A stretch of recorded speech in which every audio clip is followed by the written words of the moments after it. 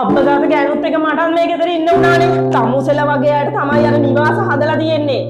දේපල තණ්හාවට මෙතන läගගෙන ඉන්න නැතුව යනවා කොයි අර නිවාසයකට. රටටත් බරක් ගෙදරටත් බරක්. läගගෙන නැතුව මෙන්න මේ අතු කාර දානවකෝ.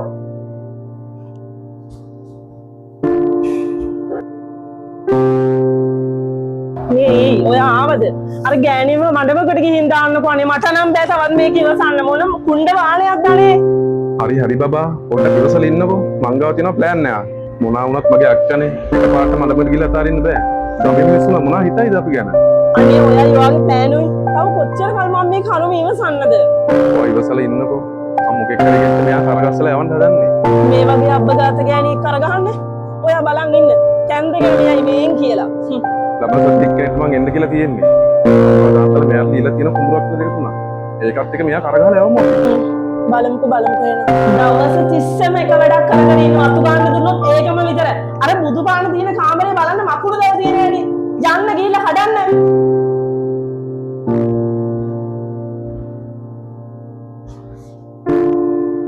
වාඩි වෙන ඔතනින් දැන් තමුසියෝ බලන්න මනමාලයක් එනවා අපේ මූණේ දැලි ගන්න නැතුව සද්ද නොකර ඉන්නවා අපි මේ වැඩ ටික කරනකම් අක්කා ඇතුළේ ඉන්නේ මචං අපියා කෝ මනමාලි මචං මේ ඉන්නේ මගේ අක්කා චූටි අවුලක් තියෙන්නේ මෙයාට දේපල දෑරක් දැන් මෙයාගේ නමට තියෙනවා අපි ඒවත් එක්ක තමයි මෙයාව දෙන්නේ මේ බෝරු කරලා ගෑනිව දර ගන්න එපා දුරේ ඉඳලා ආව මේ පොර ගෑණි බලන්නද මම යනවා යන්න බබා මම මාකට් එකට ගිහින් ඉන්නවා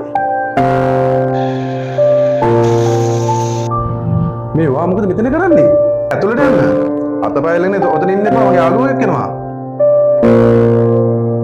නංගි ඔයා ඕව ගණන් ගන්න එපා අපි හැමෝටම ජීවිතේ මේ වගේ දේවල් සිද්ධ වෙනවා ඔයාව කවුරු අතහැරියත් මං අතාරින්නේ නෑ නංගි ඔයාව අනේ අක්කේ මම ඔයාලට කොච්චර සන්තුෂ්ටකම් කළාද ඇත්තටම මට සමා වෙන්න අක්කේ කවමදාවක්වත් නංගි මිනිස්සෙක්ගේ දුර්වලකමක් විහිළුවට අරගෙන හිත රිද්දන්න තියා හිතන්නවත් එපා මේක මාර පවක් මොකද අපි හැමෝගෙම ජීවිතවල අපිට හිතා ගන්නවත් බැරි තරම් අසරණ වෙන දවස් අනිවාර්යෙන් එන්න පුළුවන්.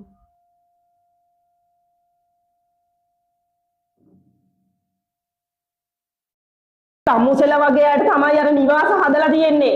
ගෙදරට වැඩකුත් නැහැ, රටට වැඩකුත් නැහැ.